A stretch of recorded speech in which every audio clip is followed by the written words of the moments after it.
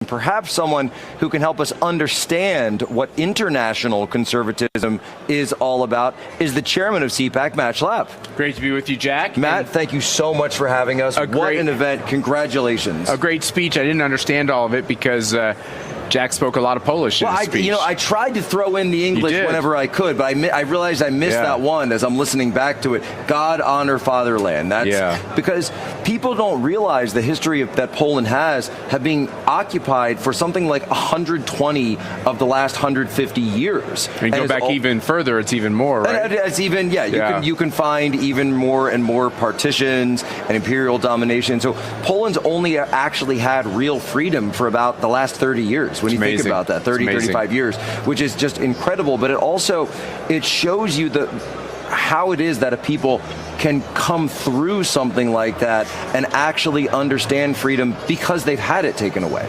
Yeah, it's interesting. We think about America as being a young country, but really our democracy could be in its senior years. I hope not. I hope we have a lot of years to go. And a lot of these countries we view as old have relatively fresh, free governments, democracies, republics. Well, that's exactly right, yes. So it's interesting when you get over here and they appreciate, one of the reasons why there's such a connection, we can ask ourselves, and we've done it, after hours when we're done with these events, why is the CPAC thing taking off? Why is this conservative populist revolution taking off everywhere? And the reason is that people understand the threat, and they see America as being the linchpin to having success around the world on fighting back the globalists. So real kinship between the Polish people who believe in freedom and the Americans they view as leading the fight on freedom. And they're so worried about our country, as you know. They're so worried. If they lose America, if we all lose America, they're screwed. It's a big difference because I always, I say, Poland, great country, bad neighborhood. That, you're Germans on the one side, you've got the Russians and the Ukrainians and all that mess on the other side. And here you are in the middle trying to have, and it's such a beautiful country. Beautiful. And you go through the farms and the forests, and you go to the beautiful cities like Krakow that have been there for hundreds of years and see the architecture, and you think, what does it take to preserve something like this? And in America, we've got two giant oceans, we've got cartels that we have to worry about and violence, and thank God that Kristi Noem, by the way, who was just here, is doing something about that finally. But we don't understand war, I think, the way that people here do. Yeah, I think that's exactly right. I mean, the Polish people understand. It was interesting because we have Polish supporters and, like the Balabans, and others. They're so amazing. And other people in the region. And so they talked about what was going on with Ukraine.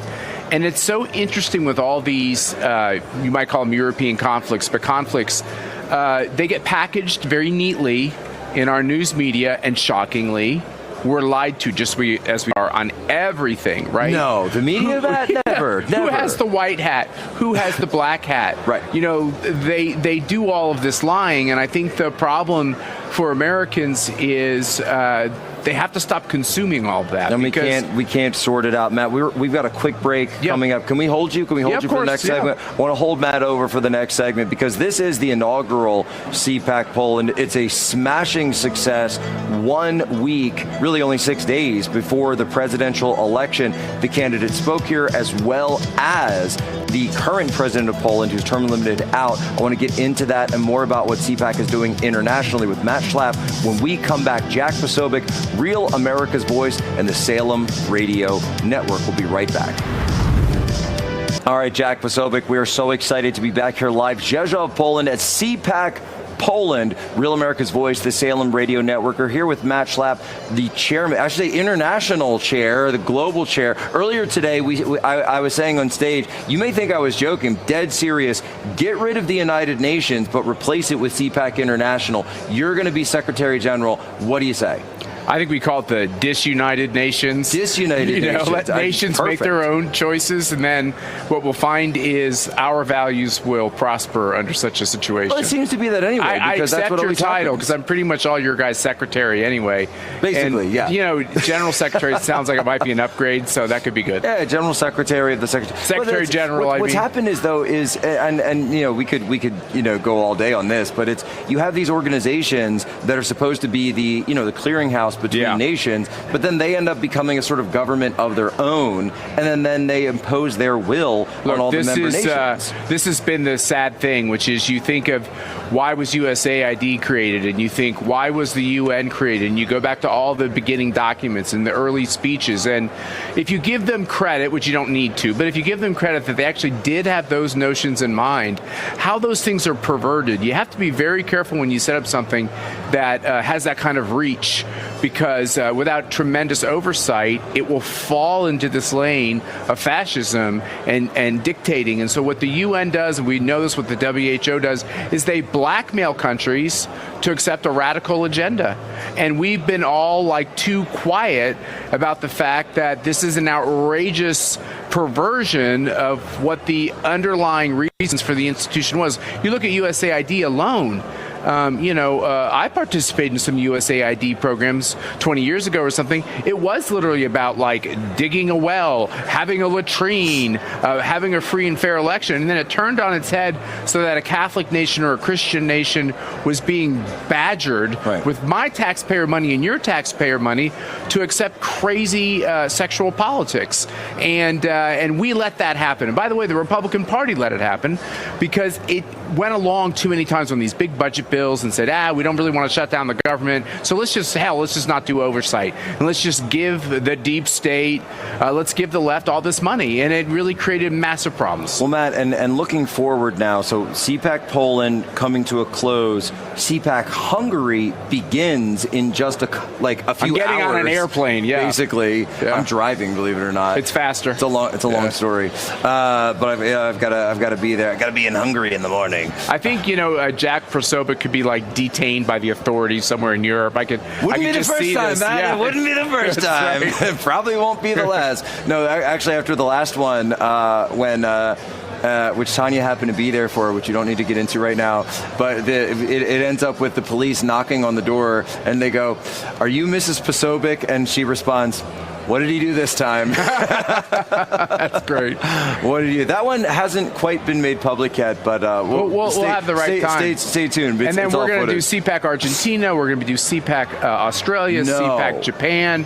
We're talking to a few other countries, so it's going to be a very in Argentina. Yep, of course. This will be our second one. And that makes so much sense. Yeah, we appreciate the help that you and Steve Bannon and others give us along the way. And what it really is, and it seems to keep coming down to this, and I say that, and it almost sounds cliche at this point, I give the same speech at every CPAC because no matter which one of these countries that it is, they're all facing the exact same problems of this growing, and we should call it what it is. They're attempting to form a global government. That's clearly what I believe reared its head during COVID. That's right. And that hopefully gave us sort of the wake-up call to say, wait, we didn't vote for this. We don't want this. And so, if anything, that's kind of what CPAC is, I think, fighting against. Yeah, and two things I'm very proud of with CPAC. You know that both of these things. We never abandoned Trump. We were always open to Trump from the very first second when he came down the escalator. We defended what he was talking about on immigration and everything else. We stood by him. We put him on our stage in Orlando about 50 days after January 6th, which caused me tremendous problems with my board. You were there. We never left his side. We never flirted with any of his primary opponents in 2024. We've stood by him. I'm proud of that. The CPAC people stood by him. I'm proud of that. And the second thing is we were the group that started off with all the people you weren't allowed to have speak. We invited Tulsi Gabbard first, and people went crazy. And we invited RFK Jr. first, and people went crazy. And look at them now. Matt, we are just out of time. Where can people go to follow all of the action this week? Go to cpac.org. You can watch all of these. We'll tell you how you can live stream all these great speeches. And we're going to give everyone a lot of homework assignments so we can all fight for freedom all over this globe. Amen. Thank you so much, Matt. Jack. Thank you for everything that you are doing. Thank you to all the folks out there who are watching, and understand that if you are in America and you feel that it's America alone, just understand that there are patriots and freedom fighters and Christians and Catholics and God-fearing patriots all over the world that want to fight the Soros agenda, that want to fight for their people just as much. Ladies and gentlemen, as always,